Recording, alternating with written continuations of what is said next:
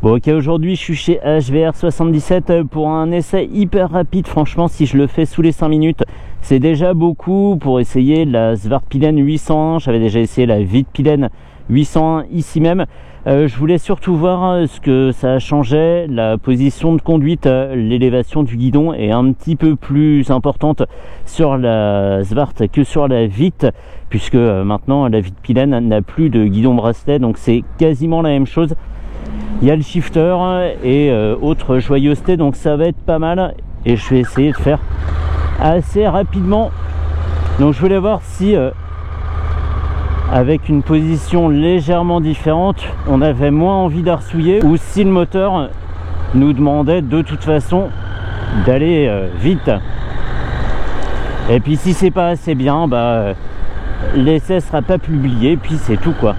Mode sport, conduite, ouais, ça ok, ouais, mode de conduite sport, très bien. Mais l'afficheur, t'es parti où? Merci, merci et merci.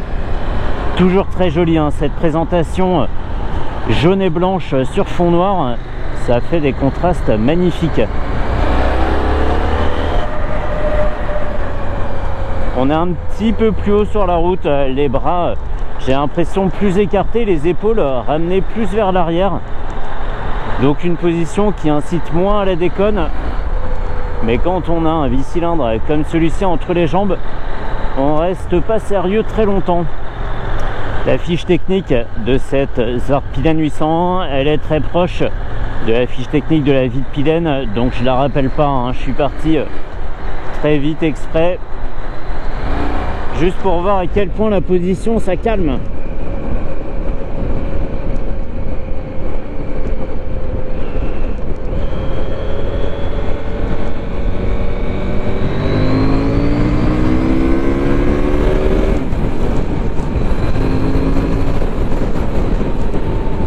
Eh ben,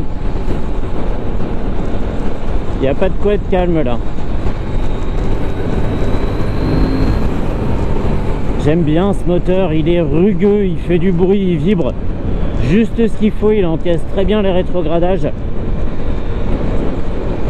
Je le trouve hyper sympa, et c'est vrai que maintenant que la Vitpilen a perdu ses guidons bracelets et sa position de conduite engagée sur l'avant, et pourquoi pas prendre une Svart à la place. Mais il me semble pas que celle-ci, la flèche noire en français, existe en jaune par exemple, le jaune que je trouve canon. Autre différence et qui pourra diriger le choix vers l'une ou vers l'autre, c'est la face avant. Sur la Vitpilen, on a un petit lenticulaire au centre et un halo pour le feu de jour tout autour et du vide entre les deux, alors qu'ici on a une face plus traditionnelle. La machine est disponible à 5000 tours, il y a du couple et de la puissance, et même en 6ème on a largement assez de ressources pour repartir en un coup de poignet, c'est excellent.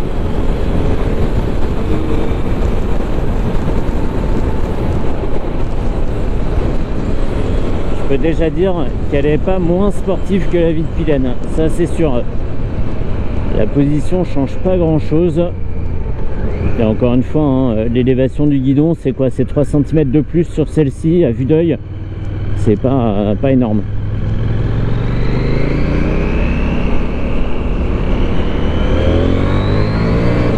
Shifter, nice. Nickel. Shifter fonctionne super bien, même quand on n'est pas en charge à fond. Ça fonctionne bien.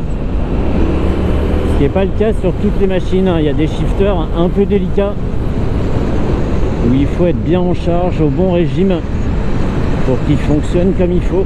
Et là c'est pas le cas. Nickel.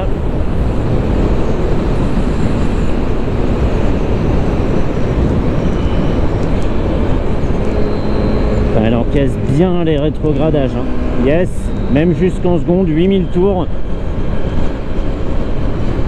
On a une plage d'utilisation suffisamment vaste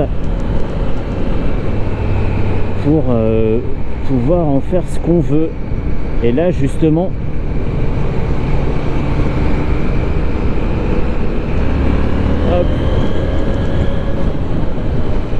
c'est toujours l'allonge de ce moteur qui me surprend. Ça m'étonne toujours.